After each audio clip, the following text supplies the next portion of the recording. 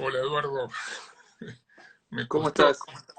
me costó mucho trabajo, pido disculpas, pero me costó mucho trabajo. Vos sabés que en nuestra generación la tecnología es como que la tenemos todavía a la distancia. Así que pido disculpas, estamos 3 minutos atrasados, pero vos sabés que siempre esperamos unos minutos para que se junte la gente. Así que bueno, creo que dentro de todo este intermedio vino bien para eso. ¿Estás bien? Está muy bien. Estoy muy Bueno. bien, agradecido por la invitación y contento de estar con ustedes. Bueno, muy amable, Eduardo. Como siempre, esperamos un poquitito para que se vaya juntando gente. Ya ¿Cómo veo no? que está llegando gente, así que de paso vamos a hacer propaganda para la próxima reunión, Eduardo, si te parece. Muy bien, sí. Vos sabés que lo invitamos a nuestro querido amigo Daniel Mitidiero para compartir una charla con él la próxima reunión. Y bueno, vos sabés que a Daniel y a otros amigos como Hermes Zanetti, los nombramos, el comité ejecutivo de la asociación tomó la decisión de nombrar los miembros correspondientes, de acuerdo con nuestro estatuto. Así que es un miembro más de la Ah, asociación. Estaba muy agradecido Daniel por todo eso, ¿no? Así que bueno, si te parece bien, grandes Eduardo, amigos. empezamos, porque veo que ya hay bastante gente que se unió a nosotros, así que vamos a empezar un poquito con la charla esta, agradeciéndote que hayas decidido participar. Ustedes saben a todos los que están presentes que más allá de la amistad con la que Eduardo me distingue, nosotros lo invitamos a Eduardo al margen de toda su trayectoria profesional, por ser el presidente actualmente de la Asociación Internacional de Derecho Procesal. Eh, es la primera vez que no solamente un argentino es presidente de la Asociación Internacional de Derecho Procesal, sino que es la primera vez que alguien de Sudamérica ocupa ese sitial.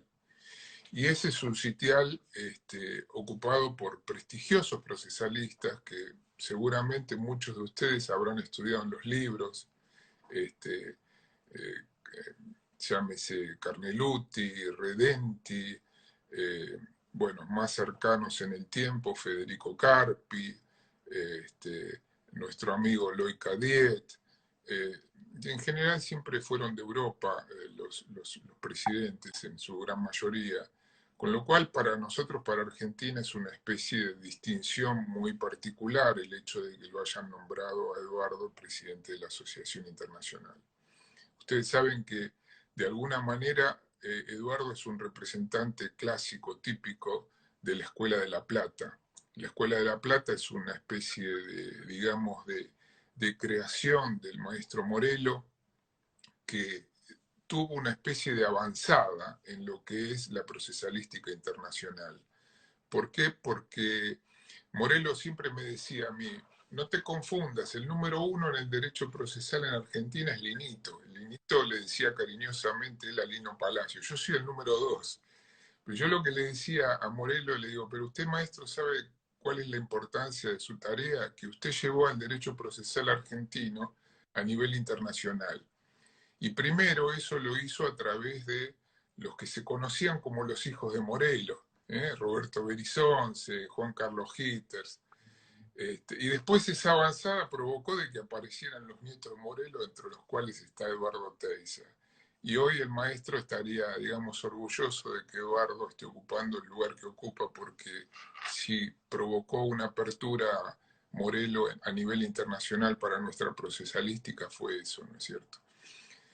Por lo tanto, si sirve de presentación, me parece que decir que Eduardo es el representante actual de la Escuela de La Plata, cabeza de la Escuela de La Plata hoy en día, más allá con todo el respeto que nos merece el querido maestro Roberto Berizonce, Juan Carlos Gitters, Eduardo de Lázari, me parece que no nos equivocamos. Así que Eduardo es profesor titular ordinario de la Facultad de Ciencias Jurídicas de la Universidad de La Plata, no voy a hacer una presentación sobre sus antecedentes porque ustedes lo conocen. Y bueno, estoy agradecido en nombre de la asociación de que te unas a estas charlas. Y bueno, si te parece bien, empezamos abriendo el fuego, Eduardo, si estás de acuerdo. Bueno, gracias por la presentación. Tocaste dos temas que para mí son entrañables. Déjame primero que haga un agradecimiento porque en general es lo acostumbrado en cualquier conferencia, pero más allá de las formalidades, lo que sí quiero es elogiar la iniciativa de la asociación, porque son tiempos muy difíciles donde prima el aislamiento. Y el aislamiento es una situación muy compleja a nosotros que básicamente somos sociales, como humanos somos sociales, y estamos en una época donde prescindimos del abrazo, del gesto, de compartir un café, de tomar un vino, de encontrarse con amigos y ver a los afectos familiares. Y esta es una situación donde en general el quédate en casa es un fenómeno complejo, donde nos exige retraernos en algún punto. Digamos, en los hechos pareciera ser un freno. Entonces, que en una situación como esta, la asociación haya tomado la iniciativa de acercar a la gente en el modo que puede, haciendo este tipo de actividad, que realmente me honra que me hayan invitado por los que me precedieron, dos de ellos grandes amigos, también a Sotelo lo tengo aprecio, pero dos con los cuales trabajo, digamos. Yo con Hermes Zanetti estoy en el proyecto de comparado internacional y es un muy buen amigo, y con Jordi Ferrer hemos compartido muchísimas actividades y un gran afecto común por alguien que en alguna medida es muy cercano por lo mucho que nos ha entregado, como es Michele Tarufo. Así que ellos dos son grandes amigos. Y ni qué decirte del que viene la semana que viene, Daniel Metidiero, íntimo amigo mío, y que eso es lo de menos, digamos. Lo felicito porque en estas tres personas que han invitado, en las cuatro, porque también la primera conferencia fue muy interesante, han tenido un gran acierto. Ha sido una actividad, es una actividad que me parece importantísima, y por eso formar parte de ella me pone muy contento. Bueno, En segundo lugar, gracias. En segundo lugar, vos empezaste hablando algo que me toca un nervio sensible, ¿no? Asociar esta actividad internacional con la figura de Morelo, y no solamente de Morelo. Vos, si yo pudiera tener el atrevimiento y que no me cortaras el micrófono y enmendarte la plana, la única cosa que te corregiría es que yo no soy el primero en La Plata de ningún modo, de ningún modo. Porque como vos señalaste, yo si algo he tenido, alguna suerte he tenido, es de tener grandes maestros que todavía los tengo, digamos, a pesar del tiempo, todavía los tengo, y comparto con ellos la vida y la actividad académica, como son Roberto Berizonce, Juan Carlos Hitters, Eduardo de Lázari, y muchos más amigos, otros de menor edad, pero también tan cercanos en el afecto, en un grupo que es potente básicamente por el gran compromiso que todo el mundo tiene por esto que hace. Y claro, mencionaste con mucha razón que quien abrió un poco las puertas de todo esto fue Morelo en gran parte, y también Juan Carlos Hitters, porque esta posición en la Asociación Internacional no hubiera sido posible de ningún modo. Y subrayo, de ningún modo, si no hubiera sido por la presencia de ellos. Porque en el año 1981, como vos recordarás, seguramente para la gente más joven estoy hablando de la prehistoria, pero voy a hablar un poco más allá del 81. Cuando vino Capelletti a Argentina, que en ese momento todavía no era presidente de la Asociación Internacional, lo fue 2 años después, en el 83, en Duisburg. En aquel momento, para el pensamiento procesal argentino, fue poco menos que una revolución. Y eso se debió a que Juan Carlos Hitters, alentado por Morello y por Fixemudio, fue a estudiar con Capelletti a Italia. Y en aquel momento Morello organizó un congreso que empezó a moverse en el escenario internacional mucho más intensamente, y también, desde luego, secundado por Roberto Berizonce, que ellos tres, diría yo, tenían un impulso muy fuerte para proyectar el conocimiento científico fuera de la frontera. Y claro, si la invitación es por la Asociación Internacional, me parece que puede interesar que intente explicar por qué en este momento, en un momento como este, que no hemos vivido, nuestra generación ha vivido muchas cosas, pero algo como el aislamiento del COVID-19, no digo que nos faltaba, porque desde luego yo hubiera prescindido absolutamente de él, pero nos encuentra en un momento muy particular. Y la Asociación Internacional, ligada a todos los estudios de procesal, tiene en esto un dato que para mí puede ser interesante transmitir. Porque muchos se preguntarán razonablemente cuándo nació la Asociación de Derecho Internacional. Es una institución que formalmente nace en el año 50, pero que yo me atrevo a fundar que no nació en el 50, sino nació en 1936. ¿Y qué pasaba en 1936? Como ustedes saben, por aquella época ya el nazismo, Hitler, había emprendido su serie de acciones en contra de la población judía en Alemania, y Goldschmidt, que era dentro de la procesalística alemana tal vez la figura más importante, fue a España.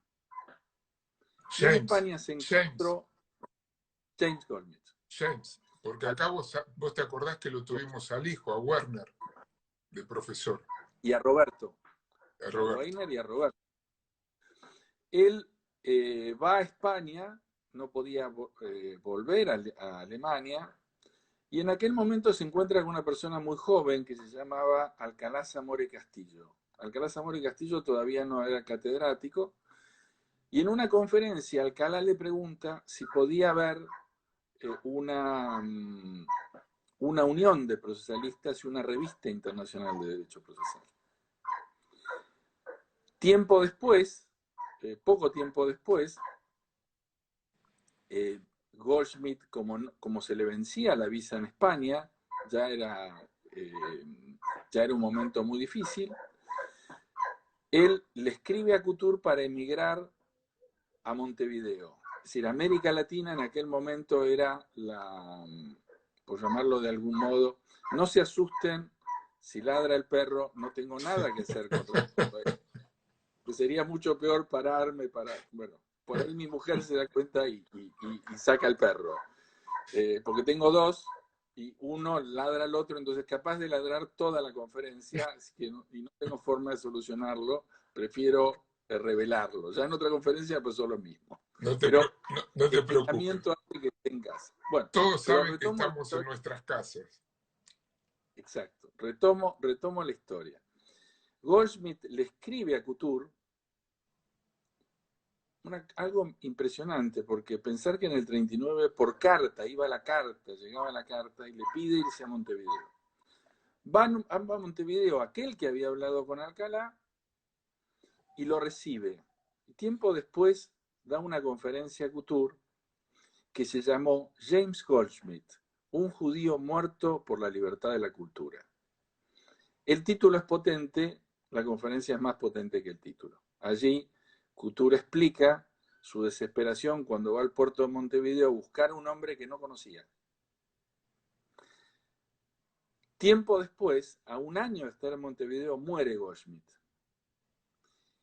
Y allí se forma, por aquellos años, un grupo interesantísimo, que es un grupo que básicamente estaba dominado por 3 hombres. Goldschmidt, Couture, 4, Alcalá Zamora, Hugo Alsina y Sentís Melendo. Ese era el centro procesal absolutamente dominante de toda la América Latina, en Buenos Aires. Muere Goldschmidt en Montevideo y viene Alcalá Zamora aquí a la Argentina, y yo la carta esta del 36 la encuentro publicada por primera vez en una revista de mi facultad, de la Universidad Nacional de La Plata.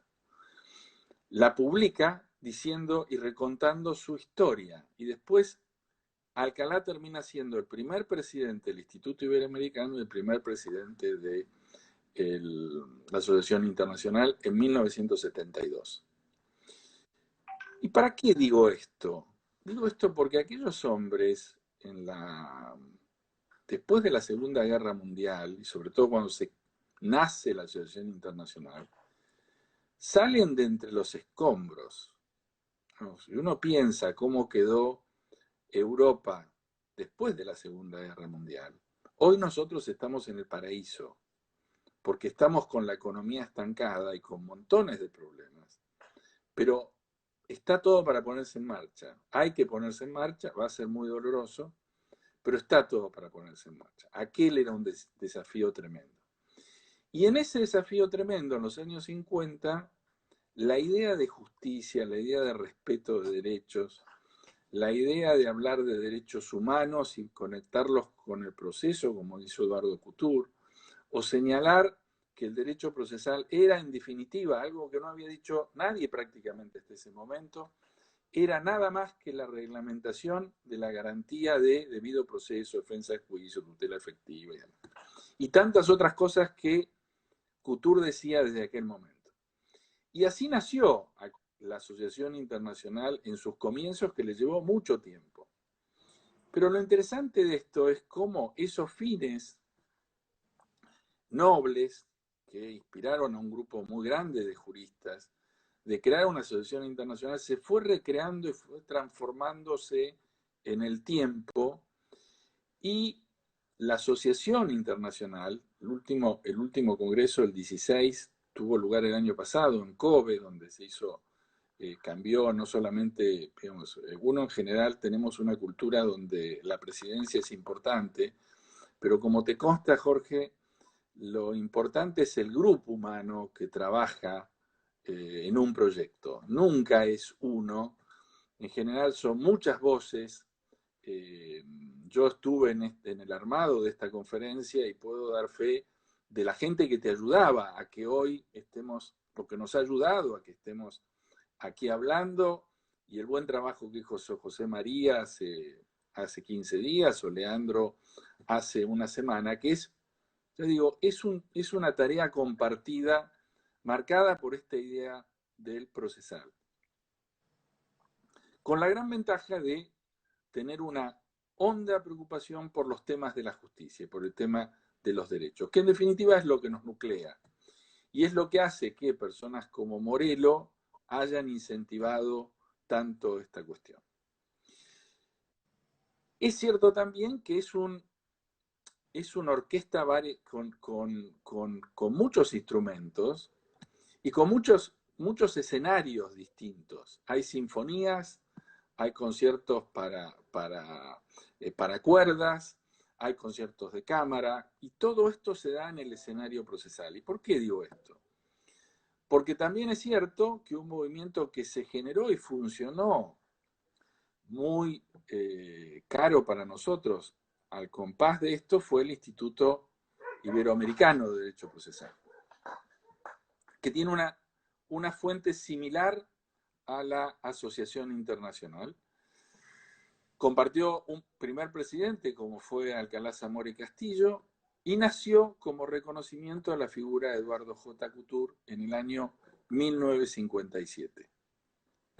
Y desde allí ha hecho un 20 y pico jornadas donde, si uno ve la labor del Instituto Iberoamericano, encuentra la constante crítica, análisis, volver a pensar de las instituciones procesales en el contexto de una realidad que es demandante de reformas, modificaciones, de poner la justicia a la altura de las exigencias que tiene el ciudadano.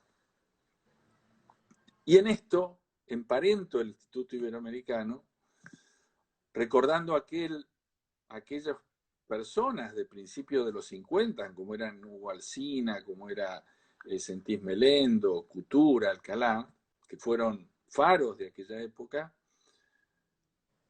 con una actividad cercana del Instituto Iberoamericano, también cercana a la Asociación Argentina, porque la Asociación Argentina, ya muchos no, esto es un dato del tiempo, es el problema de cuando pasan los años, uno tiene estas perlas de lo que pasó. La Asociación Argentina nace, vos te acordás perfectamente, en un congreso que Morelo no estaba, en el Congreso de Corrientes. Y nació en el Congreso de Corrientes porque, claro, cuando estaba Morelo y Palacio era todo muy fácil, decidían ellos. Cuando él no estaba, dijimos, bueno, la tarea que hacían ellos, hagámosla varios, porque esto requiere una visión de conjunto. Y el reconocimiento que hay en América Latina hacia el esfuerzo que hace la procesalística en Argentina, como en tantos lugares, pero en Argentina particularmente, determinó que es un dato que en general no se menciona tanto, pero en el Instituto Iberoamericano solamente un país ha tenido 3 presidentes con los 7 que hubo, y fue Argentina, que fue Morelo, Belizonce, y me tocó a mí el honor de presidir. Lo cual no es importante por las personas en sí mismas, sino lo que me parece importante subrayar es que es un reconocimiento de un trabajo que la comunidad de procesal en Argentina lo toma muy en serio. Cuando nosotros digo porque es todos nosotros, nos empeñamos en hacer un congreso de derecho procesal. Hay una convocatoria producto de la seriedad con la que se ha trabajado casi en 30 ediciones de esta reunión periódica y del compromiso que se tiene para con hacer algo mejor, digamos, dar el aporte más de mayor relevancia para nuestra ciencia. Así que, desde luego, el honor gigantesco y la responsabilidad que me excede absolutamente de tener que presidir la Asociación Internacional, no es algo personal. Yo creo que, y por eso hablé del Iberoamericano y de la Asociación Argentina, en el contexto también de la historia de la Asociación Internacional, en algún punto también es un reconocimiento al esfuerzo que ha hecho tanta gente. Y seguramente también esto tiene la ventaja de compartir la actividad y aparte ser vecinos, porque nosotros vivimos a 100 metros prácticamente cuando vivimos en los lugares habituales. El reconocimiento también hacia Argentina tuvo mucho que ver con el Congreso, con la primera conferencia internacional que organizamos en el año 2012 sobre procesos colectivos, que te tuvo como gran artífice para conseguir y para dar lo mejor de vos para que eso fuera un éxito, que le valió el reconocimiento, digamos. La gente recuerda por el tema, por los detalles. Yo me acuerdo que tuvimos grandes discusiones sobre cuál iba a ser nuestra carta de presentación. Y recordarás aquel cuadro de Berni que representaba el trabajo y la idea colectiva y la idea de compromiso y de esfuerzo. Que para conseguirlo tuvimos que pedir el apoyo de los herederos de Berni, también los herederos de Angela Martínez, porque estábamos obsesionados en que nuestra carta de presentación tenían que ser pintores argentinos, que es hablar del lenguaje, hablar de la pintura es hablar de arte, es hablar del lenguaje, que representaran y que coincidieran con el tema. Ese nivel de detalle es el que después te genera cierta aprobación porque muestra que las cosas se hacen de buena fe, con el mejor sentido, procurando entregar todo lo que uno puede. Lo demás es, no lo hace porque no puede o no sabe, ¿no? Eduardo, me alegra mucho todo este recuerdo porque me parece que hay mucha gente, sobre todo muchos chicos jóvenes, sobre todo la Comisión de Jóvenes Procesalistas, que seguramente muchos de estos detalles los desconocen. Pero quiero aprovechar la relación que hiciste vos entre la asociación, porque vos fuiste presidente de la Asociación Argentina, de la Asociación del Instituto Iberoamericano y de la Asociación Internacional. Pero tengo recuerdo, mejor dicho, de aquel congreso que se hizo en Estambul en el año 2015, y un poco para entrar en tema, porque el tema es la reforma procesal en esta oportunidad. Vos tuviste participación en una mesa que se hablaba de la reforma procesal civil. Y en esa mesa me recuerdo que tuviste que hacerte cargo de un tema que es los factores que inciden en una reforma procesal en la órbita civil. ¿Vos considerás que existe alguna relación entre aquello que charlaste en aquella oportunidad, aquella conferencia que diste en aquella oportunidad en Estambul en el año 2015, en el Congreso Mundial de Turquía, con lo que es la reforma procesal que nosotros tenemos en danza, que está dando vuelta, la cual vamos a ir a apuntar más tarde, si me permitís y el tiempo nos alcanza? Acordate que nosotros tenemos una hora para hablar, después vamos a cortar, vamos a volver a enganchar para que nos quede tiempo, ¿no es cierto? Tenemos consumida media, te digo por las dudas, para que estemos al corriente, ¿no?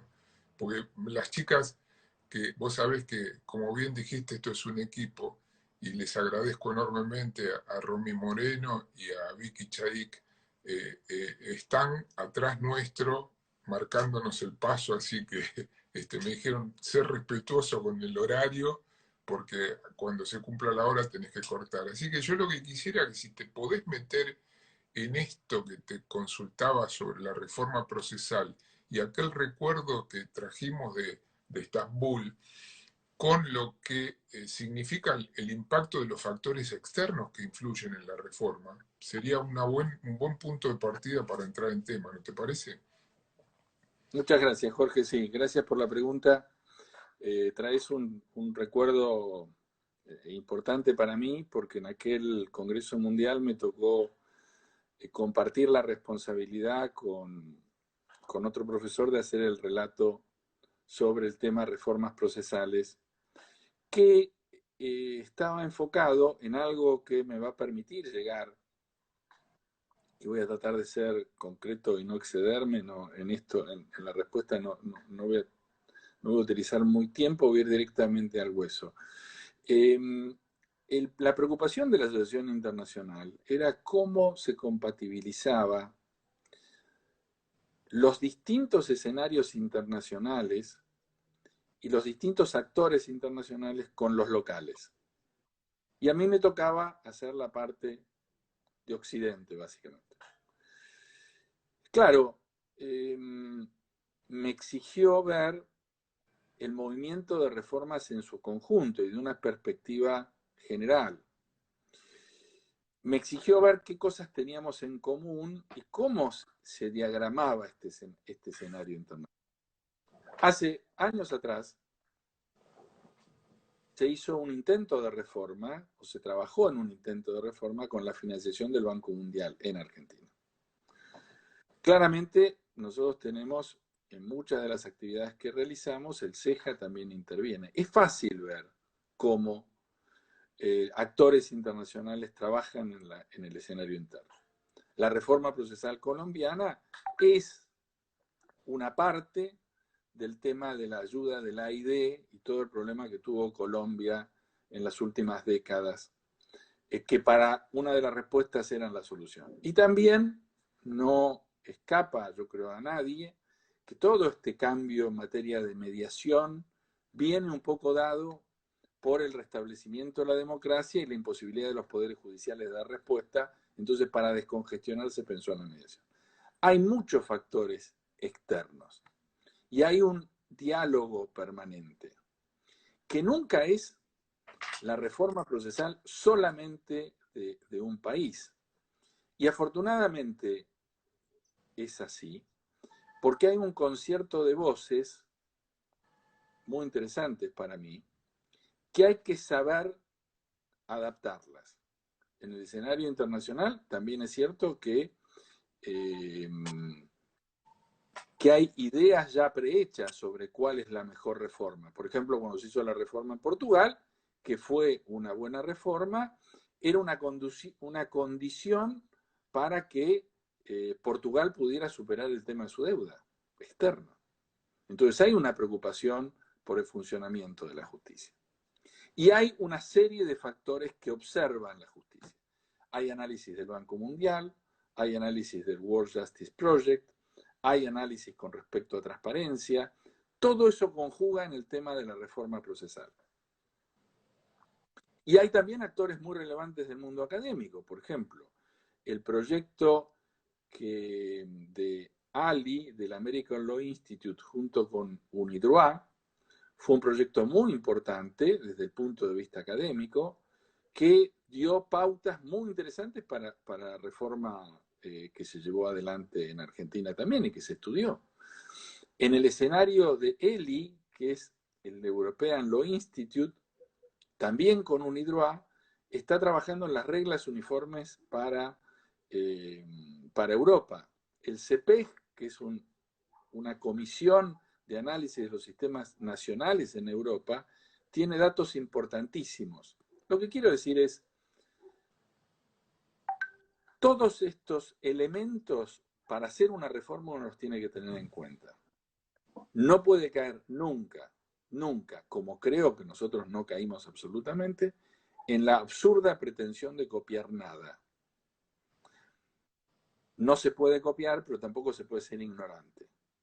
Lo que quiero decir es, no se puede copiar porque no sirve copiar, porque no funciona, porque no se pueden replicar las realidades, pero no se puede inventar la rueda. Digamos, hay que tener la información y esto es parte de la responsabilidad del mundo académico, que tiene que estar informado y tiene que contribuir para lograr una mejor realidad. Por ejemplo, el Instituto Iberoamericano de Derecho Procesal ha dado una ayuda en esta materia invalorable. A fines de los 80, cuando se hizo el código modelo, ese código modelo que fue adoptado por Uruguay, cruzó toda la región con reformas procesales. Todas tomaron algo de él. Algunos lo replicaron demasiado, y habría que verlo. La legislación civil española del 2000 incidió absolutamente en Centroamérica.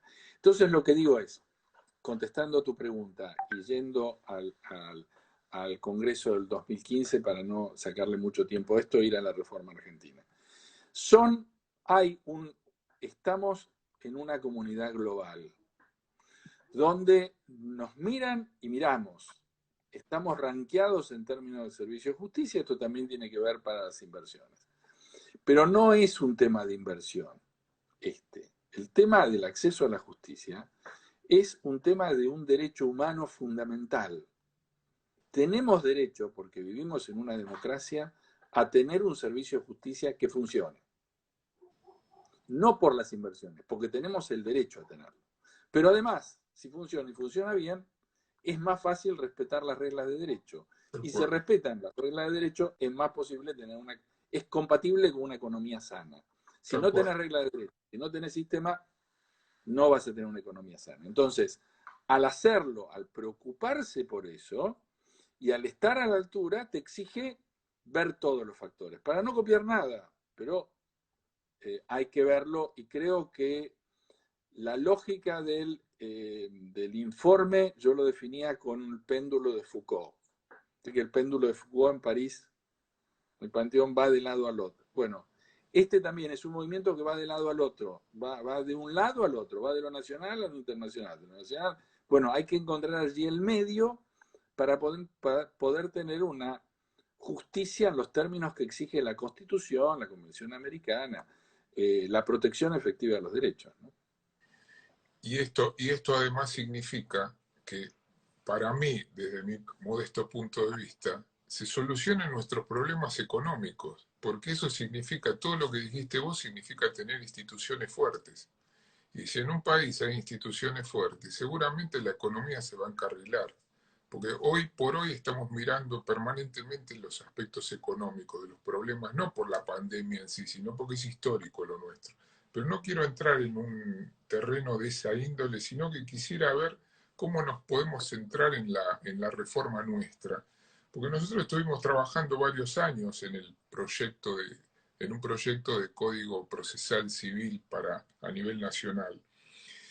Y de alguna manera eh, me gustaría que puedas señalar para vos, dentro de lo que fue el proyecto este que tiene, por supuesto, está en el Congreso, sabemos que quedó en el Congreso y que no va a perder estado legislativo por ser un código, ¿cuáles fueron para vos aquellos aspectos que podés destacar como más innovadores del nuevo proyecto que hay?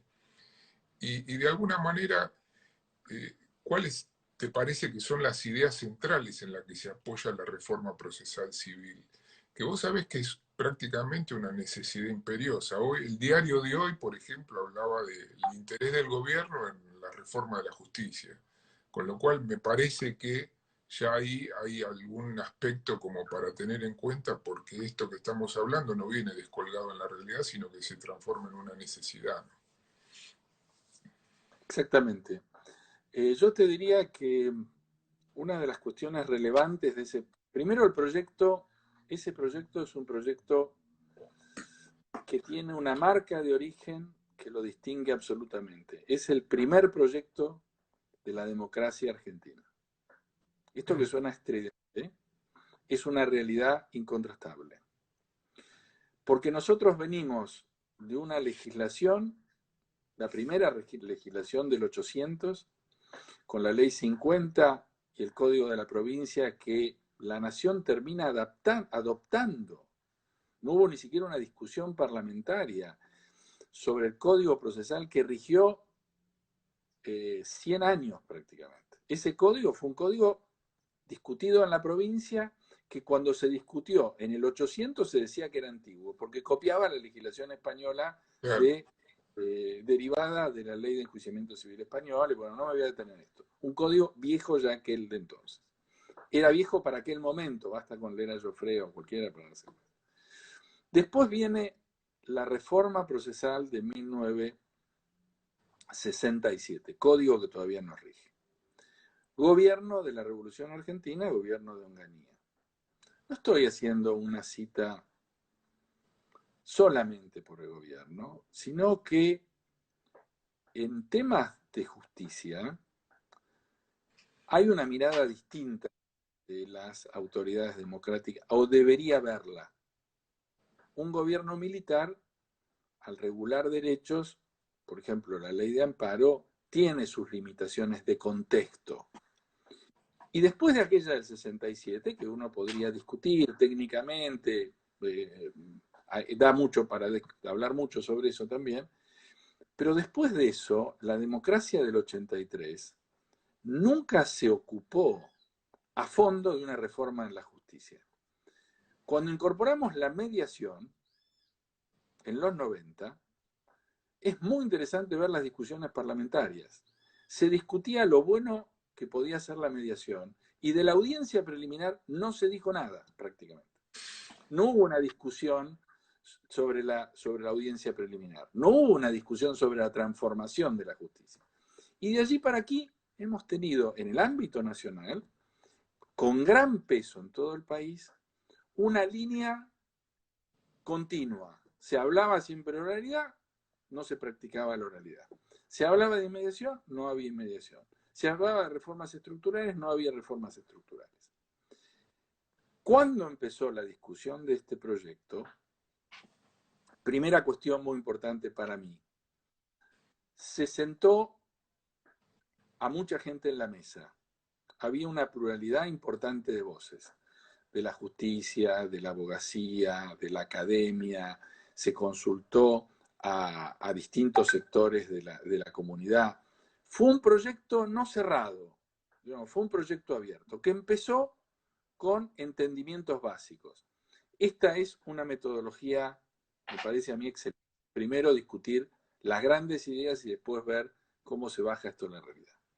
Acompañado por algo que también fue un elemento que se dio en aquella circunstancia, palpar cuáles eran las necesidades o cuál era el estado de situación real de la magistratura. ¿Iban a querer una reforma o no?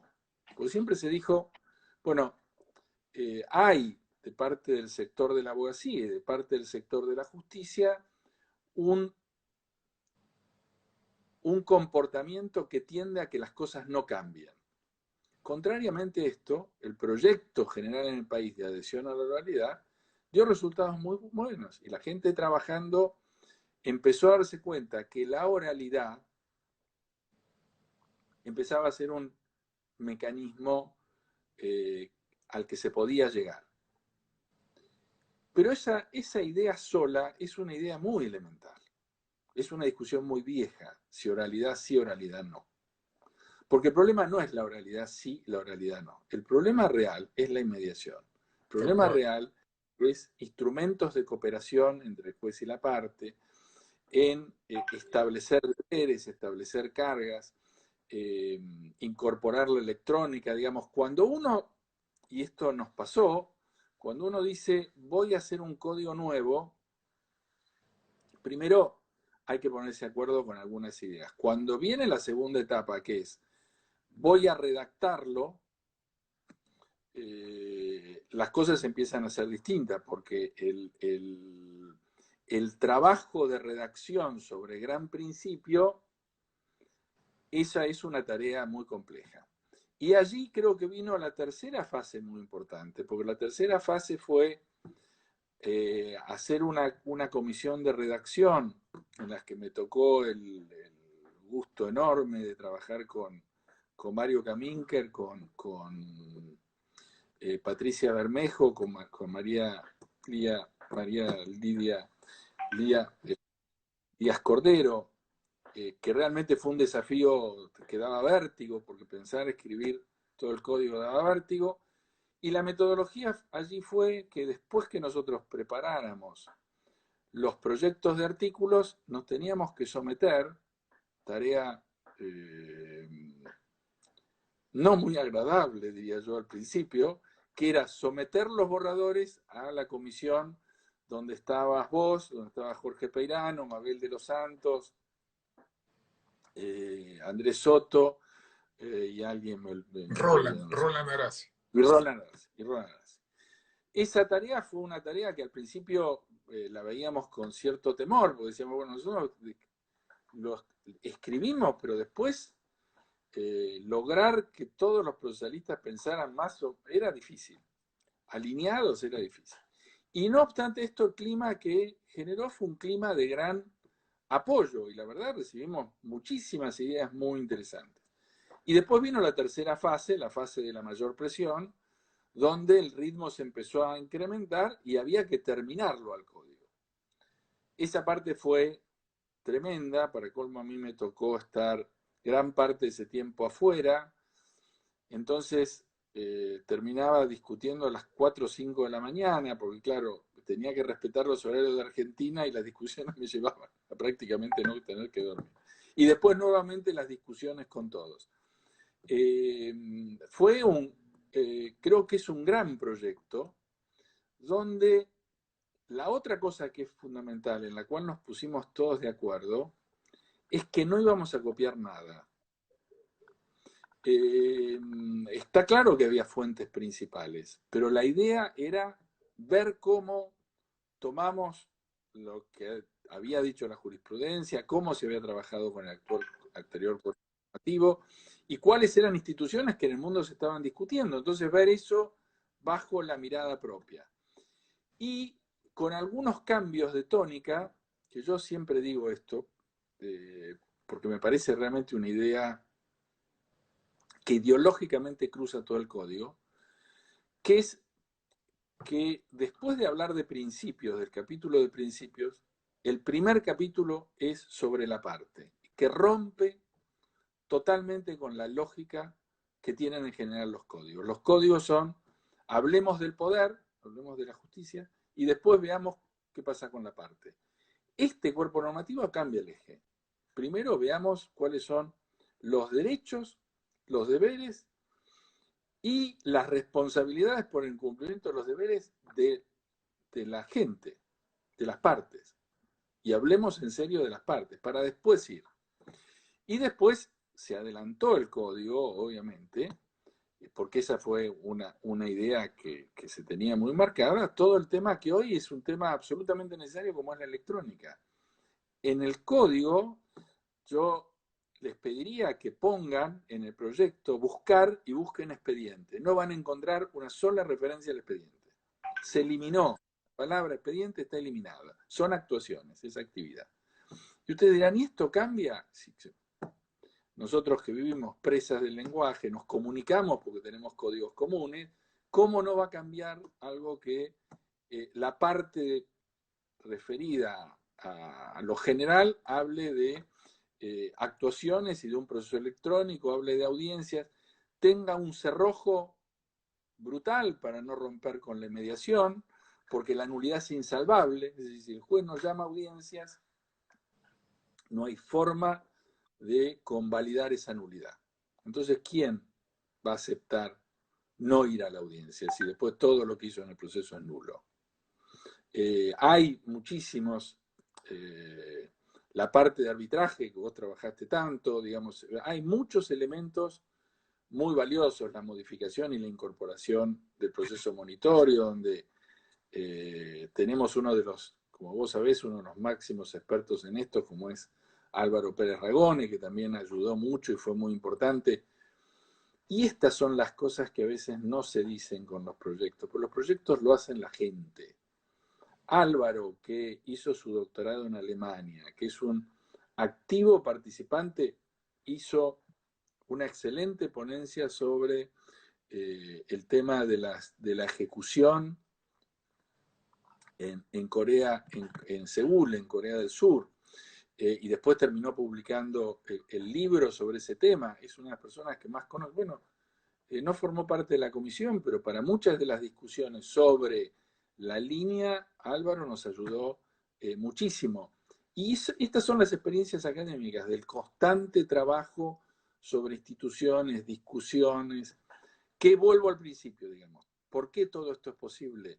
Porque tenemos una Asociación Argentina de Derecho Procesal, un Instituto Iberoamericano, una asociación internacional, donde nos encontramos para discutir de todas estas cosas. Entonces después, cuando se trata de proyectar en el campo normativo, uno encuentra gente que ha escuchado otras voces, ha pasado por otras experiencias, ha podido ver o le han contado distintos rendimientos y que en definitiva esa experiencia puede llevar a que después se lleven adelante reformas más sustantivas, digamos, con otro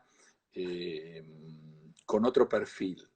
Uno en procesal no podría decir, yo creo que si se anima a decirlo, lo ignorarían simplemente, que no importa el acceso a la justicia, que el derecho del debido proceso no importa, que lo importante es ganar el juicio.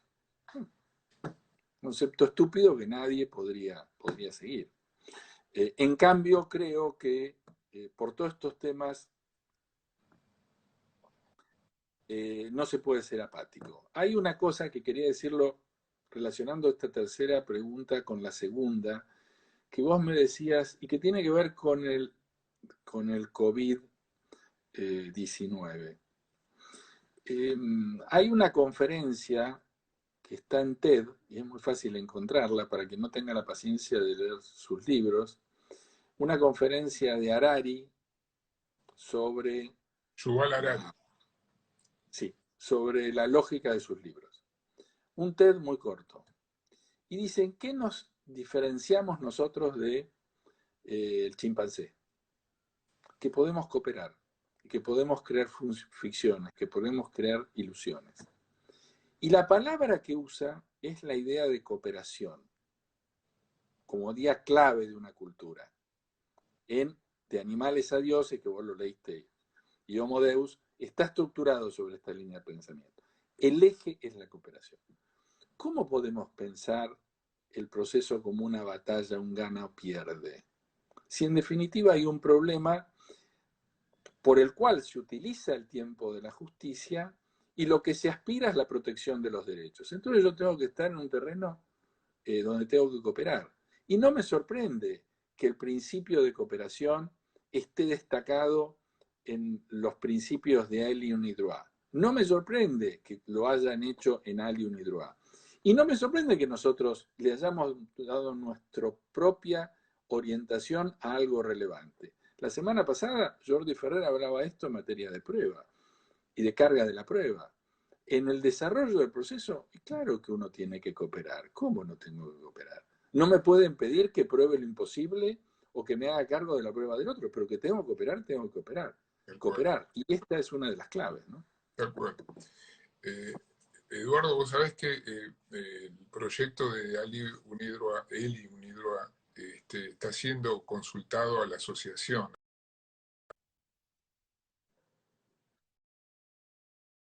Apareció mágicamente un llamado y estamos elaborando un informe y se destacan dos aspectos. Por un lado, el proyecto se apoya en el principio de cooperación, como acabas de decir vos, y por otro lado se apoya en el principio de proporcionalidad.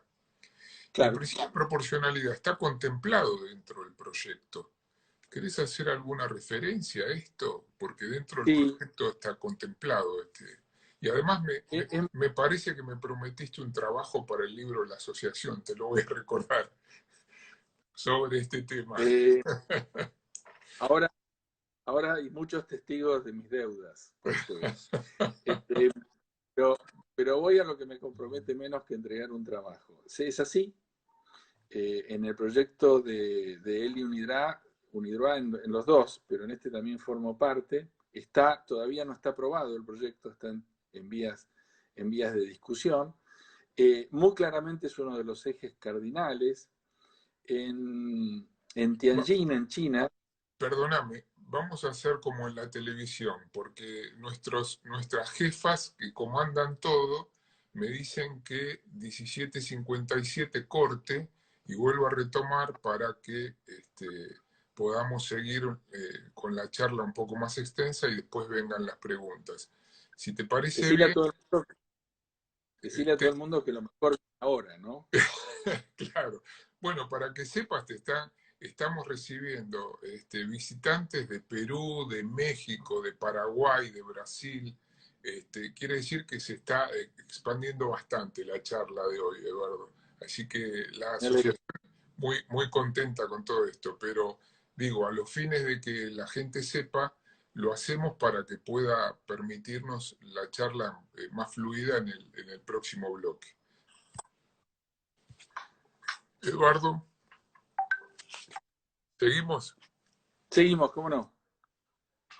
Bueno, como viene lo mejor ahora, las chicas seguramente me van a pasar alguna inquietud, alguna pregunta, pero tenías la palabra con relación al principio de proporcionalidad.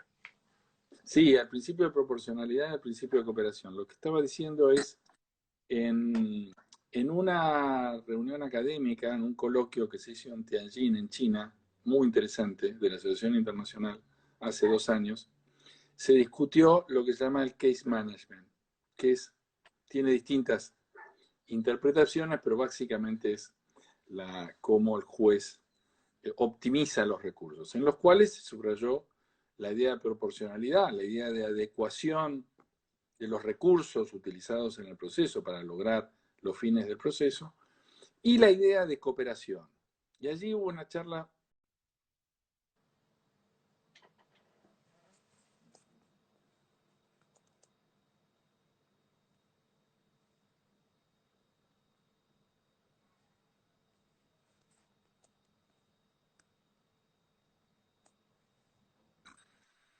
Perdón, creo que se cortó. Se cortó, sí, se cortó. No, lo que estaba diciendo es que en ese congreso de Tianjin, Alan Uselak marcaba que la visión general, sobre todo en el contexto europeo, es que la idea de cooperación viene a superar claramente la discusión entre quienes se inclinan a un marcado poder del juez y los que hablan de el principio dispositivo radicalmente considerado. Y que esta idea de cooperación entre los sujetos del proceso se coloca en la mitad respondiendo a esta posibilidad de cooperar, porque no veo por qué no puedo cooperar con el juez, al contrario, creo que es lo que tienen que hacer los litigantes, que quiebra y supera la anterior posición. Y este es un criterio que no ofrece muchas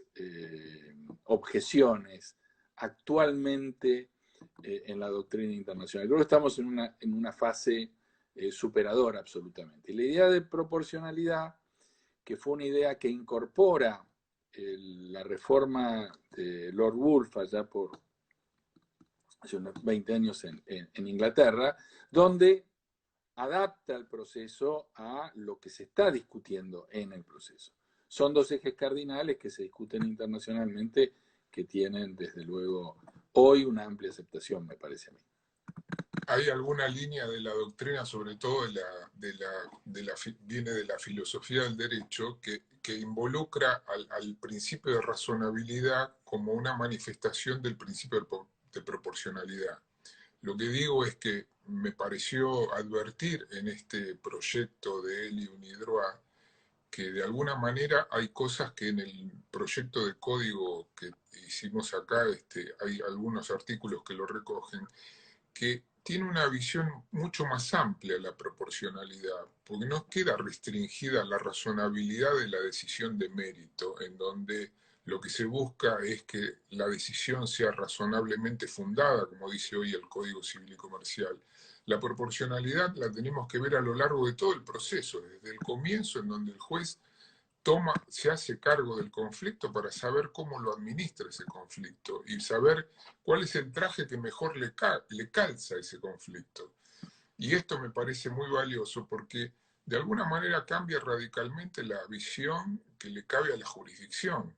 Porque ese juez director del proceso que antes estaba sentado allá arriba en la silla curul y mantenía una distancia enorme, ahora si compatibilizamos inmediación con proporcionalidad, le obliga al juez a hacerse cargo del conflicto. No tiene más remedio que hacerse cargo del conflicto desde el comienzo. Y esto significa ver cómo lo gestiona el conflicto, cómo lo administra, cómo evita esos alzamientos que puede tener el conflicto. Y para eso me parece que lo que más importa es que haya una flexibilización de parte del derecho procesal para permitir canales a través de los cuales se pueden causar el conflicto. Y una de las cosas que a mí me pareció más importante o más valiosas en la reforma es el tema de los acuerdos procesales, Eduardo. Yo tengo una pequeña disidencia ahí con respecto a la forma en que se estructuró, pero me parece que los acuerdos procesales son un arma valiosísima, valiosísima, como para agilizar el funcionamiento de los procesos, digamos, ¿no? No sé qué opinión te merece esto, porque me parece que Sí, guarda relación todo esto, ¿no? sí, guarda relación. Yo escuchaba en la conferencia anterior la pregunta de Antonio Cabral, que posiblemente nos esté escuchando, pues es un gran seguidor de todo esto y un gran amigo. Antonio le preguntaba a Jordi Ferrer qué opinaba de los acuerdos procesales, sobre todo en prueba. Y él decía que con respecto a la prueba era un poco reticente en cuanto a la autorización de acuerdos procesales, sobre todo porque hay que tener en cuenta las asimetrías también, ¿no? Creo que el acuerdo procesal está bien, pero creo, y también nosotros en el artículo primero hablamos de acceso a la justicia y de valores en el proyecto. Y el código no se puede no hacer cargo, porque así lo marca todas las interpretaciones, o la mayor parte de las interpretaciones sobre el derecho del artículo 8 de la Convención Americana y del artículo 6 sobre igualdad de medios, que en inglés es igualdad de armas, entre las partes, donde no puede aceptarse tampoco la desventaja como la regla. Y en materia de acuerdos puede haber desventajas porque también una parte más fuerte puede imponer sus condiciones. Pero fuera de esos matices donde hay que andar con cuidado en el tema de los acuerdos, cuando se redactó el proyecto, vos te acordarás, se escogió precisamente dónde ponerlo y se colocó en el Empate. capítulo, claro, y se colocó allí confiando en la capacidad de las partes para generar sus propios acuerdos. Es de abrir un terreno de libertad, de no subestimación, y por supuesto que pueden ser muy efectivos esos acuerdos, con el control judicial y con la cooperación. Vuelvo a la misma idea. La idea de cooperación es más que procesal, es humana. Por eso yo hablaba de Ari. Porque hoy, por ejemplo, frente a esta crisis de la pandemia, ¿cómo salimos si no salimos cooperando? Yo me río cuando escucho hablar de guerra. Esto no es una guerra. No tiene nada que ver con una guerra. No. Este es un estado dramático donde tenemos que llorar la muerte de muchas personas, donde tenemos que cuidarnos, pero donde salimos protegiendo derechos, cuidando a la gente, encontrando en la ciencia las mejores respuestas. Y eso es cooperación. Una vergüenza que tiene el mundo hoy es que no ha tenido la capacidad para generar una cumbre científica a la altura de la necesidad. Va a venir, va a venir, va a venir el acuerdo, pero esto es la idea de cooperación. ¿Quién puede salvarse solo? ¿O quién puede pensar que es el solo? Es gregario, es con los otros, es la posibilidad de construir generando consenso. Esto es la idea de la democracia. El proceso no puede ser muy distinto a esto, en la protección de los derechos. Y ese es su encanto. Y desde luego creo que es acertado hablar de la cooperación y unas fórmulas de cooperación. Si yo me hago cargo de las desigualdades, que me tengo que hacer cargo de desigualdades, es entender que las partes también tienen su espacio de libertad y lo tienen por derecho. Tienen derecho a arreglar sus asuntos sin que nadie se meta. Bueno, sin nadie se meta, si no generan una desigualdad. Déjame que te diga algo que me parece interesante, que hoy te lo iba a decir, pero quedó en el tintero. Cuando hablábamos de esto de la combinación de lo internacional con lo nacional, que es, hay una frase que es no one will let behind. Nadie debe ser dejado de lado. Esta es la clave de los objetivos de la Agenda 2030 de Naciones Unidas de Desarrollo, atendiendo el desarrollo. Y los estados de Naciones Unidas pueden lograrlo o pueden no lograrlo. Esperemos que lo logren. La idea que tienen es combatir las desigualdades. Hay cerca de 1.000 millones de personas en situación de pobreza extrema en el mundo y se han fijado como objetivo llegar al 2030 reduciendo sustantivamente esto. El punto 16.3 es acceso a la justicia. No es posible tener un mundo mejor sin acceso a la justicia, sin que la gente sea respetada en sus derechos. Y nuestras reformas procesales tienen que acompañar ese movimiento. Es nada más que esto. Es así. Yo creo que ahí hay un tema muy valioso que explotó muy bien el proyecto de código, que es la justicia de menor cuantía, si se quiere, porque se habla de un proceso para causas de menor valor, que creo que nos falta acá. Y creo que nos falta porque, digamos, bueno, en fin, la desidia que nos caracteriza hizo de que no tengamos regulado un proceso de menor cuantía. Y allí está regulado de una manera muy simple, y esto me parece que tiene que ver con esto que estás mencionando vos.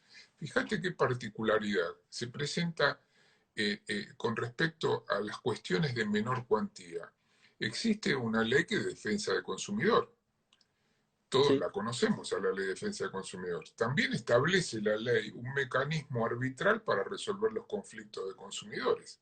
Sí, Pero después se sanciona, vos fijate, se sanciona la ley, el Código Civil es la ley 26.994, pero la 26.993 sanciona la ley que crea una especie de justicia para el consumidor, sí, que no se puso en práctica. Vos sabés que no exactamente. se puso en práctica. Ahora, la ley 26.993 sanciona una ley que pretende ser una ley para el consumidor. Lo que estamos presumiendo es que es una justicia de menor cuantía. Sí, La ley 26.994, una después, es el Código Civil. El Código Civil prohíbe expresamente en el artículo 1651 que las cuestiones relacionadas con consumidores sean resueltas por vía arbitral, con lo cual generó un lío enorme porque el sistema de arbitraje para consumidores a nivel nacional funciona. Y a nivel local, en la Ciudad de Buenos Aires, la Ciudad de Buenos Aires tiene sancionada una ley específica también para resolver cuestiones de consumidores por vía arbitral. Con lo cual yo no digo que la vía sea la arbitral, ¿no es cierto? Me parece que es imperioso que se ponga orden acá y que se ponga orden sabiendo que existe una protección adecuada para aquellas cuestiones de menor cuantía. No te voy a hablar de la elevación de la inapelabilidad por razón del monto, porque es para tenerlo en cuenta, pero cuando vos hablas del acceso a la justicia y hablas de que nadie puede ser dejado de lado, me parece que esto no se nos puede pasar por alto y me parece que el Código Procesal, el proyecto de código, tiene ahí una solución bastante interesante que sería bueno que se tenga en cuenta, porque me parece que ahí hay un aspecto que es un bache que tenemos que llenar de alguna manera, porque las cuestiones de menor cuantía, si no, no se sabe cómo se pueden resolver, porque este galimatías que se ha creado, porque realmente es un galimatías, sí, se habla en el proyecto de justicia inmediata, justicia inmediata, tal cual. porque la idea de cuantía solamente, ¿te acordás que lo hemos discutido? No representaba el propósito de la comisión, que era lograr una cercanía en aquellas cuestiones que es absurdo, no tienen la complejidad ni la talla para las partes, y a lo mejor las partes lo que necesitan es un escenario de determinación de derechos que no puede ser solucionado muchas veces por la mediación, porque la mediación también tiene este problema de que al que tiene razón le dice postérguela y comprenda. Sí, postérguela, pero yo por lo menos quiero que me lo reconozcan. Después a lo mejor no lo reclamo, pero quiero que me digan tengo razón. En un problema de vecindad, y yo quiero que me digan tengo razón, no es que le vaya, pero necesito que intervenga alguien.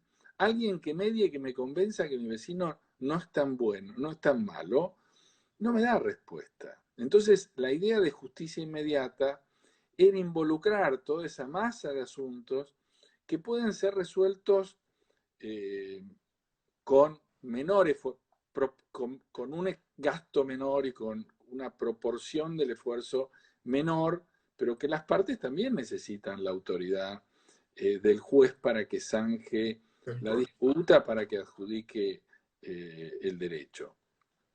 Lo que Por digo es que, sí, sí, No, y lo que iba a agregar, Jorge, perdóname, ahora te dejo, porque tenía que ver con lo que habías dicho, no quería eh, prescindir de eso.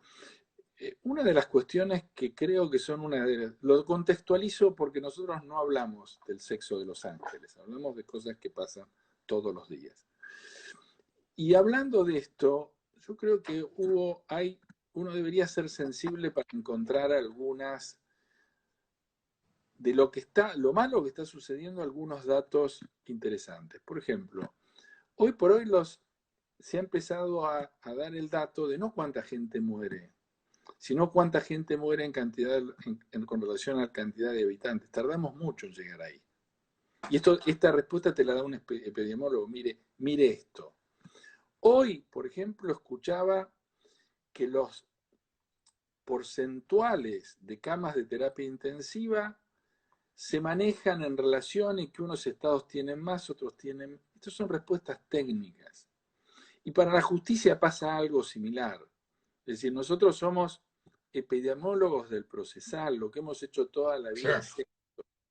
Entonces, claro. la respuesta científica, los libros que no muerden, los encuentros académicos que son invitaciones a discutir con esto, tendrían que ser el buen camino para encontrar soluciones. Está claro que no somos políticos ni queremos serlo, no es lo que nos dedicamos. A mí me gusta leer, me gusta escribir. No tengo vocación. Como no tengo vocación para cortar el pasto en mi casa, no lo tengo vocación para eso. Tengo vocación para esto. Bueno, para hacer estas cosas hay que tener determinada formación. Y no puede ser que caminen por lugares distintos. Y creo que la enseñanza que tiene la crisis es que el conocimiento hay que respetarlo. Si a mí no se me ocurriría hablar sobre si hay que acelerar la apertura, no lo sé. Mejor consultamos un epidemiólogo que lo que nos va a decir. Está claro que tiene que ir acompañado con la visión de la política. Yo no creo en ninguna tecnocracia, pero digamos, hay que saber dialogar y compartir, no prescindiendo de un sector y diciendo que estos se dedican a los libros. No se dedican a los libros, tienen las mismas preocupaciones, nada más que su vida está dedicada a esto. Me Por el parece que error que hubo más. sí, ahí tocas un tema muy sensible que yo la vez pasada, no me acuerdo a quién de los profesores se lo pregunté, qué opinaba de la relación que debía existir entre la universidad y la política. Creo que la política se olvidó de la universidad.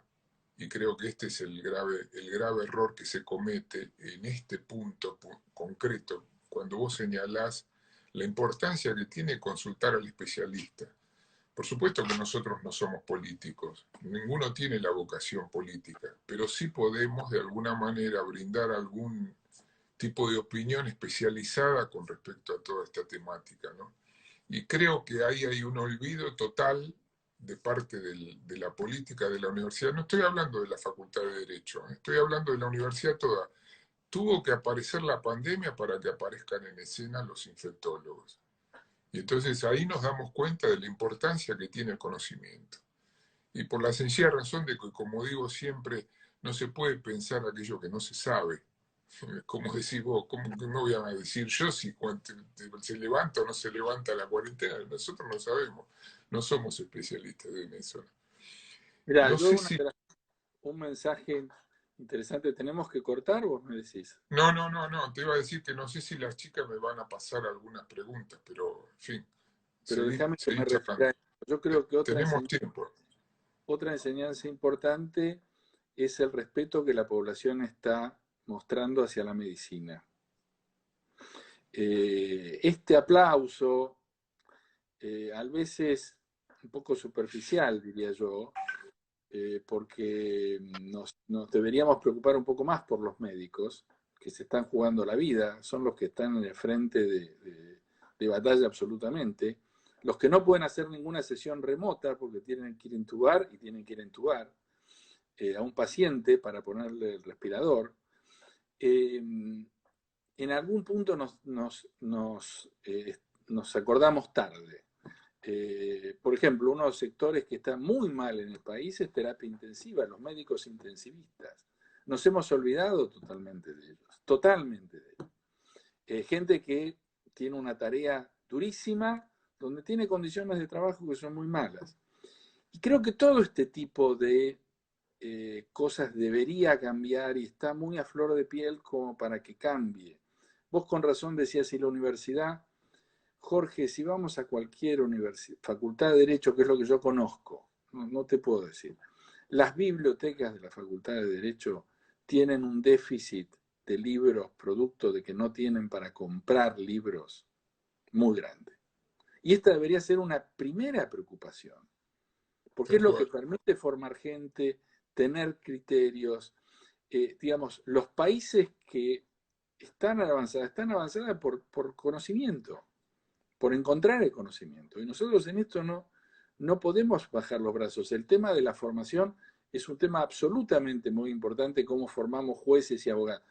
A veces que nos quejamos de los jueces, pero digo, ¿qué inversión hace el Estado para fuerte y qué chequeo sobre esto para la real formación. Creo que es un tema de la educación Mira, que... hay una pregunta con respecto a esto que estás diciendo vos, que es de la doctora Moreno. Dice, el problema es la formación de los operadores jurídicos. El cambio atraviesa la cultura y excede la reforma procesal. ¿Qué piensa, doctor Oteiza? que yo voy a ser imprudente con la doctora Moreno, voy a decir que no puedo estar más en desacuerdo. ¿Por qué? Te lo voy a poder después, lo hago un poco para ganar la atención.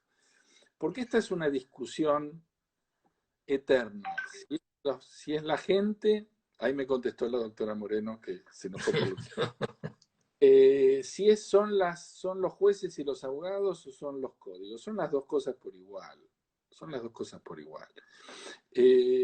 Tenemos un problema con la formación, pero no es, pero tenemos buenos jueces también y tenemos buenos abogados también. Yo tengo mucho respeto por la abogacía en Argentina, cuando tiene que ponerse a trabajar, cuando tiene que llevar adelante. A nivel internacional no tenemos una abogacía de menor calidad, como seguramente no tenemos jueces de menor calidad.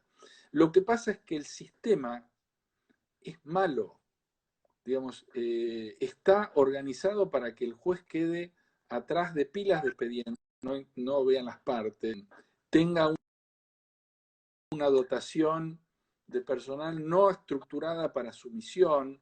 Hay muchas cosas que hay que cambiar y que se podría cambiar discutiendo razonablemente. Y esto, el proyecto de código es un ejemplo.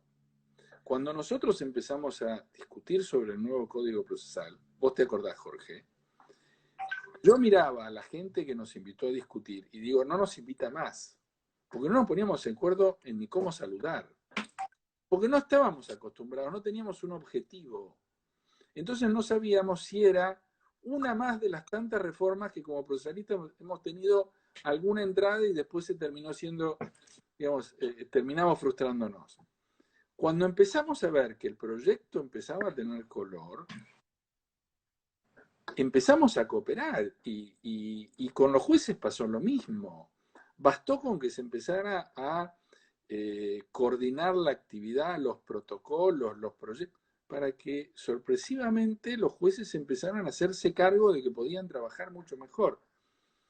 La solución la vamos a dar nosotros y la vamos a dar uniendo, no pensando que una cosa viene primero que la otra. Yo jugaba con la respuesta de la doctora Moreno, desde luego un factor relevante es la formación y son los jueces. Pero no es solamente eso, porque con estos instrumentos legales que tenemos, aún los buenos jueces, que podrían ser mucho mejores, están inermes, no tienen los resortes. Entonces ahí necesitan acompañar con una buena técnica procesal que dicte normas acordes, digamos, que acompañe, mejor dicho, no dicta nada, que acompañe el dictado de normas acordes con ese desafío. Ahí hay una pregunta en relación justamente con esto que estás diciendo vos, que viene de parte de José María Salgado. Dice, ¿cuáles son los incentivos para cooperar? Especialmente cuando se necesita la cooperación del juez en la gestión del proceso. En ese sentido, nuestra historia, en relación a la inmediación en la audiencia preliminar, nos marca un problema a superar. ¿Qué pensás? Está vinculado, ¿no? Absolutamente. Creo que el incentivo que se colocó, porque me parece que no podía ser otro, es lo inquebrantable del principio.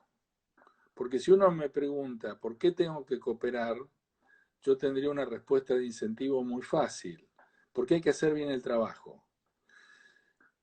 Hubo una conferencia que organizamos hace 4 años con el CEJA, te acordarás, que se lo invitó a Norbert Lossing. Y se le preguntó en la conferencia, que es un profesor alemán, le preguntó qué pasaba si el juez no iba a la audiencia. Entonces Lossing dijo, no entiendo la pregunta. Y la persona del auditorio dice, sí, si no va a la audiencia, ¿qué pasa?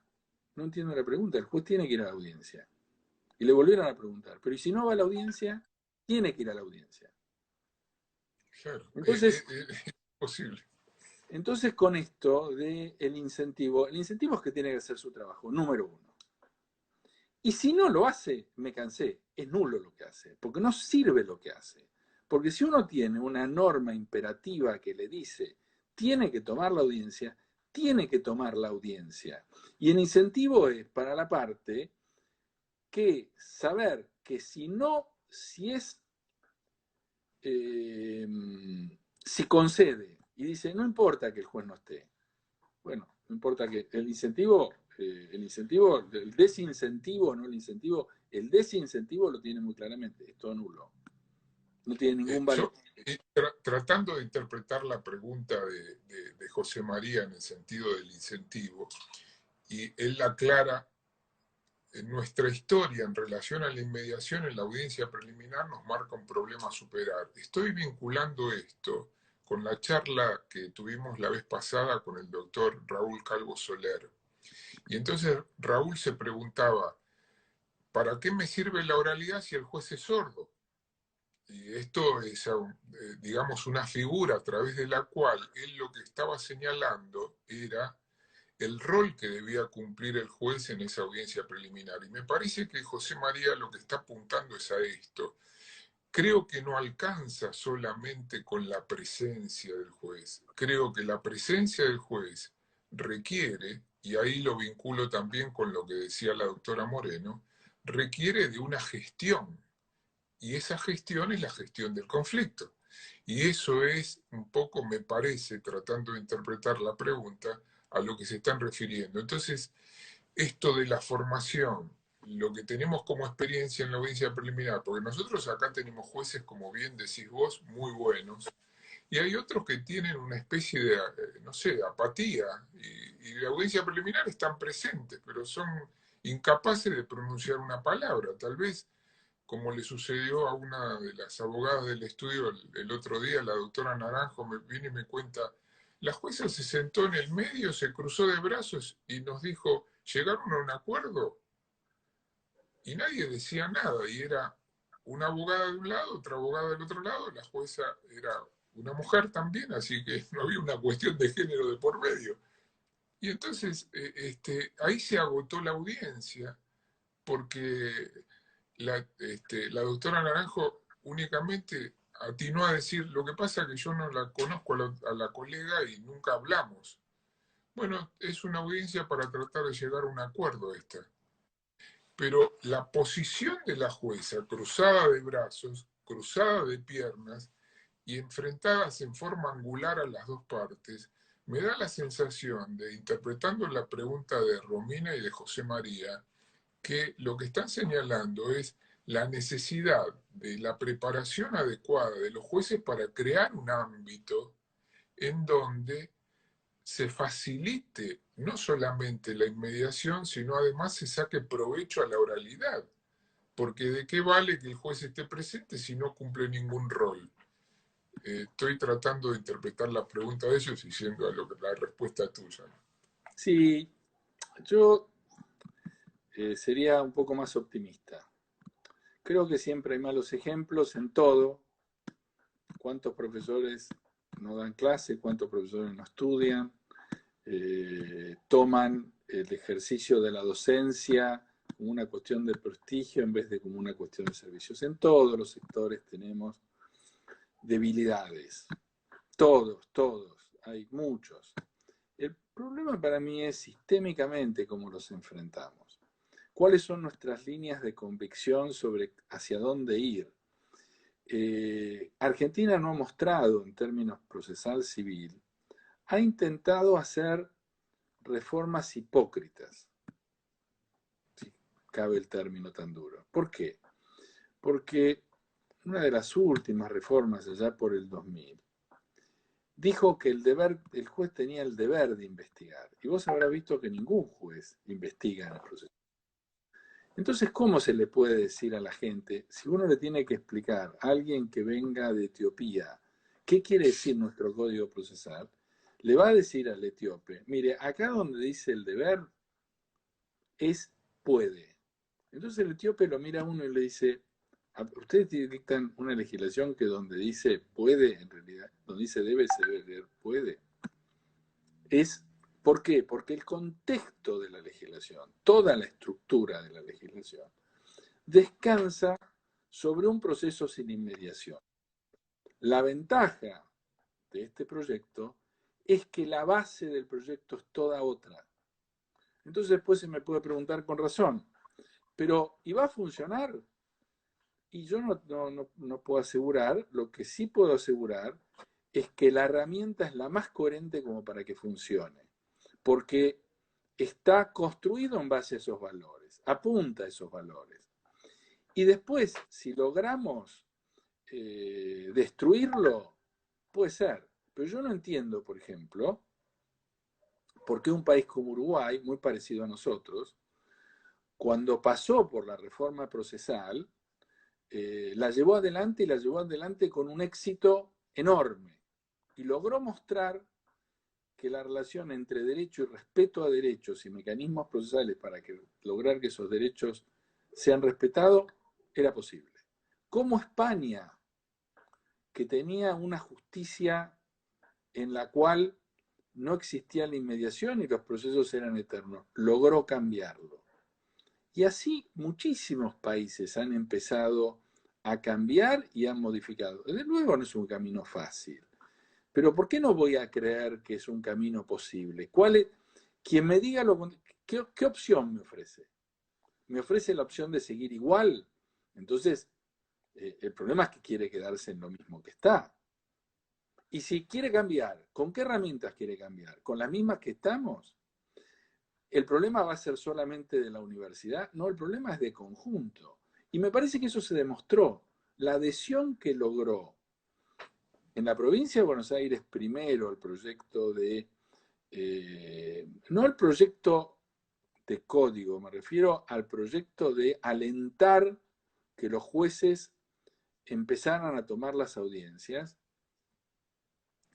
demostró que lo que hacía falta era cambiar el instrumento, porque hay algo que es muy básico. Quien resuelve un problema producto de dialogar con la parte y ese problema desapareció y ya no tiene el estante y no tiene el papel, siente que está haciendo mejor el trabajo porque lo está haciendo mejor, tomando un solo costado del asunto. Y ya digo, no quiero minimizar, porque creo que es minimizar, hablar de oralidad solamente. Creo que tenemos que ver toda la vertiente de problemas que intenta resolver el código. Y esto creo que ha sido mucho. Y apostemos a que la gente va a dar... A mí, por ejemplo, un fenómeno que en estos días me resulta sumamente sugestivo. En mi facultad, tengo muchísimos colegas amigos, es impresionante la cantidad de gente que está trabajando para organizar su cátedra en forma de video con la asistencia de los medios tecnológicos. Y encuentro una preocupación enorme. Quien fuera escéptico podría decir, y si por ahí se va con desgano a la facultad, no va a funcionar. Bueno, sí, tienen responsabilidad, la llevan adelante, porque empieza a cambiar el contexto, empieza a cambiar el entorno, empiezan a ver claves culturales distintas, empiezan a sentirse respetados.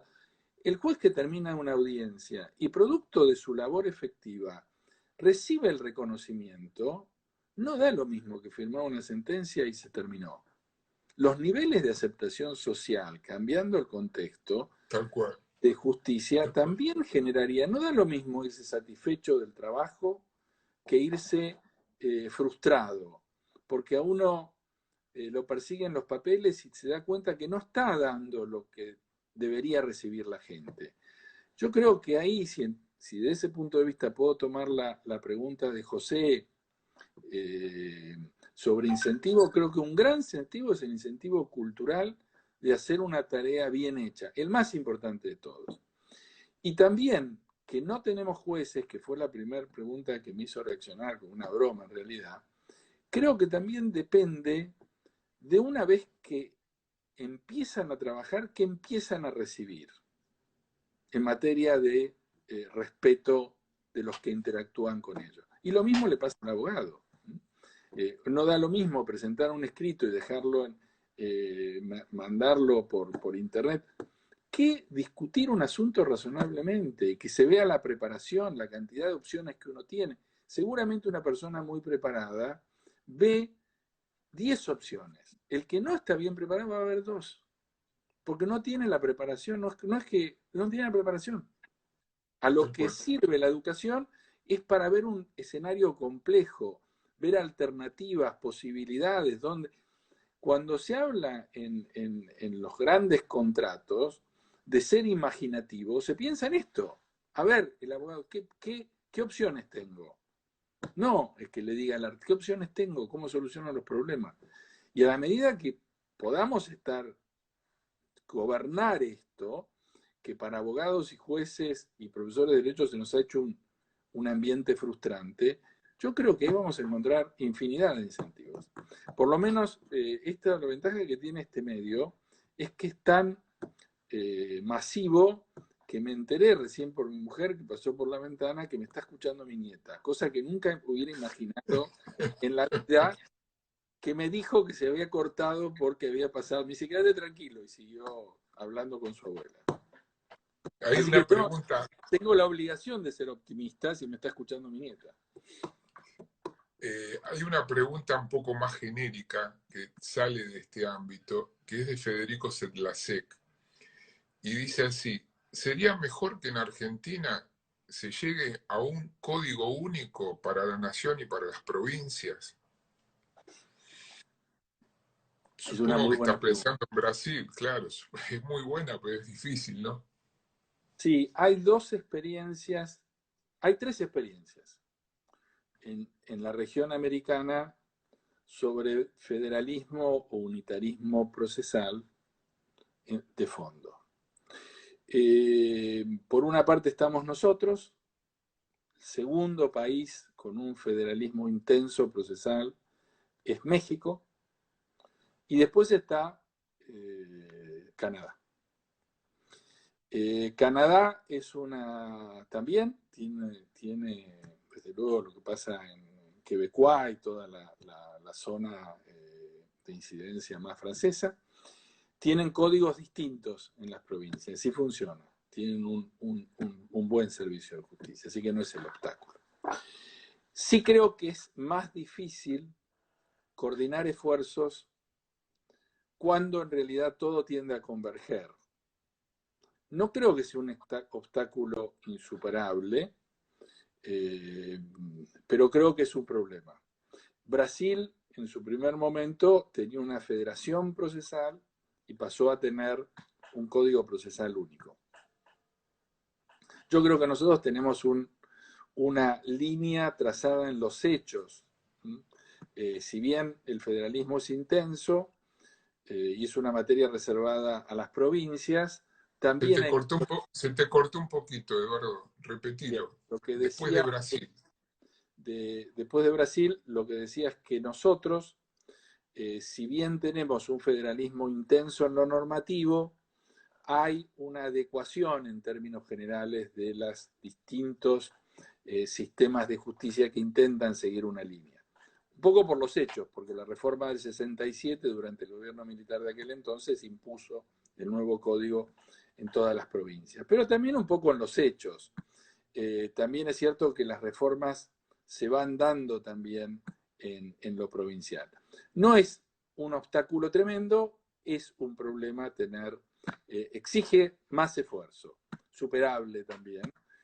Creo que en nuestro actual situación constitucional es muy difícil, se han hecho muchas concesiones, por ejemplo, en las normas del Código Civil en materia procesal, que imperan en forma nacional, no obstante que ser normas locales, y hay un movimiento de adecuación.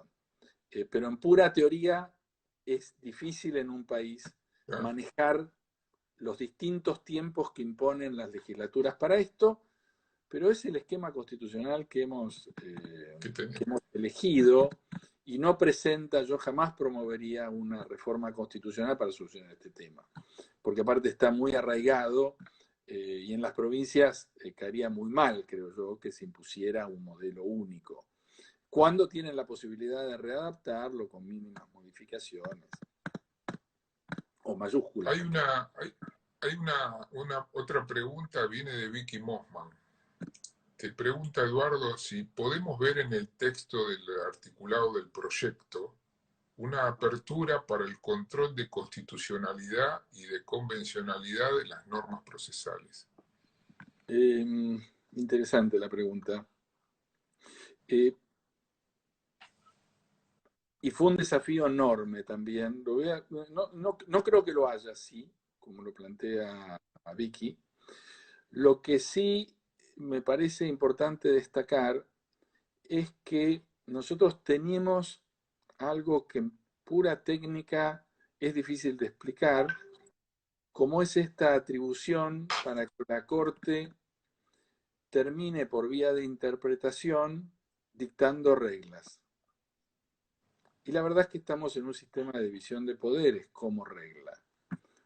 No es un poder normativo propio la jurisprudencia de la Corte. Y a veces regula o toma atribuciones muy grandes, como por ejemplo la arbitrariedad en materia de recurso extraordinario federal, no previsto en el artículo 14 de la Ley 48, sí establecido por vía de jurisprudencia. Nosotros aceptamos y tratamos de colocar todos los avances que hizo la Corte en materia de recurso extraordinario federal. Intentamos volcarlos en la normativa, pero entendiendo que quien tenía que dictar esa normativa era el Congreso de la Nación. Entonces sugerimos en el proyecto que la jurisprudencia, mucha de la cual no nos parecía mal, por ejemplo, la reglamentación de cómo tiene que ser presentado un recurso extraordinario, que es una doctrina ya consolidada de la Corte, nosotros intentamos con algunas adecuaciones preservar esa línea, pero como línea legislativa. Y esto me parece que no es un purismo, porque nosotros tenemos un poder judicial para que juzgue, no para que dicte normas. Entonces, volver la autoridad al Congreso y no tomar como que fuera un fenómeno inexistente, nos parecía importante volcarlo en el texto de la ley. Y nos demandó mucho esfuerzo. Incorporamos la arbitrariedad, pero lo incorporamos con un texto sugerido.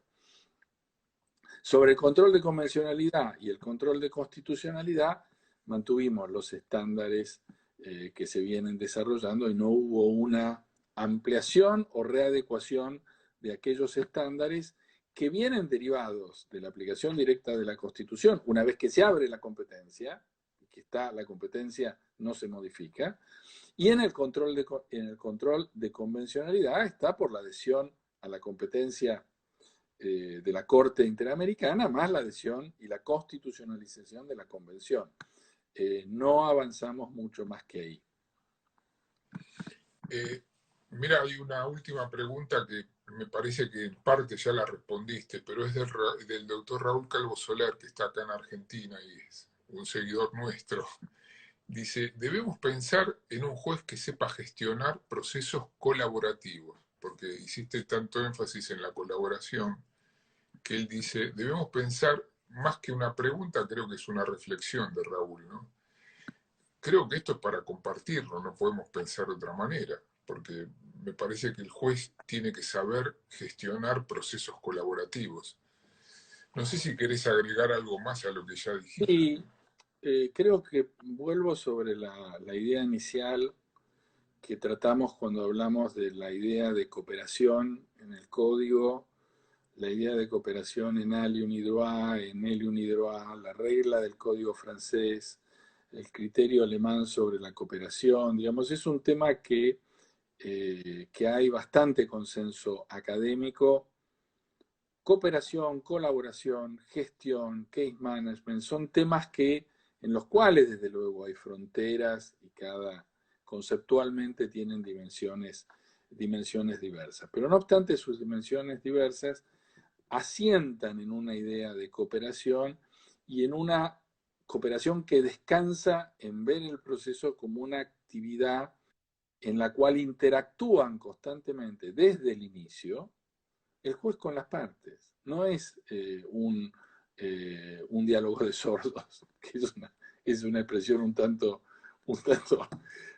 extraña, sino todo lo contrario. Es llevar adelante y gestionar. Creo que Carlos Sotelo marca bien la diferencia, y creo Calvo que Soler. Carlos Soler, Cal- perdón por el furcio, que el juez se debe hacer cargo de esta actividad también, como se lo deben exigir las partes también. No hay esta idea se horizontaliza más tras la cooperación, la actividad del juez con respecto a las partes y los abogados y los terceros. Él tiene la responsabilidad de llegar a una decisión compartida y en conjunto con las partes. Es un problema de todos el proceso, no es un problema más de uno que de otros, o una trinchera donde unos están puestos de un lado o del otro. Y la buena formación del juez para llevar adelante esta tarea de intermediación, de acercamiento, de guía, de liderazgo, si vos querés, entre las partes para llevar a buen puerto la solución y la adjudicación de derechos, es clave y es fundamental. No solamente en el acercamiento a la gestión, también en la prueba. Una de las, eh, de las disidencias que me llevó a discutir bastante con Jordi Ferrer con respecto al tema de la carga subjetiva, yo decía que tenía valor la carga subjetiva en tanto y en cuanto marcaba la posición que tenía que tener la parte, que tenía que ser muy claro y que el problema no era el problema del final. El problema no es cuando tengo que decidir solamente. Está claro que la carga objetiva es una regla de juicio. Tengo dudas de eso. Y esta es la afirmación fundamental de Jordi Ferrer. Lo que yo agrego es, no descuidemos, subrayando la idea de regla objetiva, no descuidemos la idea de carga subjetiva, que es la manifestación de la prueba que yo tengo que llevar al proceso, porque también en eso descansa. Y en ese descansar de lo que yo llevo al proceso, tiene que haber y ahí hay otra idea muy interesante de Norbert Lossing. Suele explicar mucho. Él lo que dice es que los abogados alemanes están agradecidos de que el juez participe con ellos durante el proceso y que revele sus dudas. Porque dice, es lo que me permite a mí ver dónde tengo que reforzar mi posición en materia probatoria. Si yo me quedo esperando hasta el final, no tengo forma de a lo mejor llevar prueba que necesite ser escuchada. Y en esto la interacción no me está adelantando nada. Me dice, un juez que sepa llevar adelante el proceso, estos temas no los veo claros.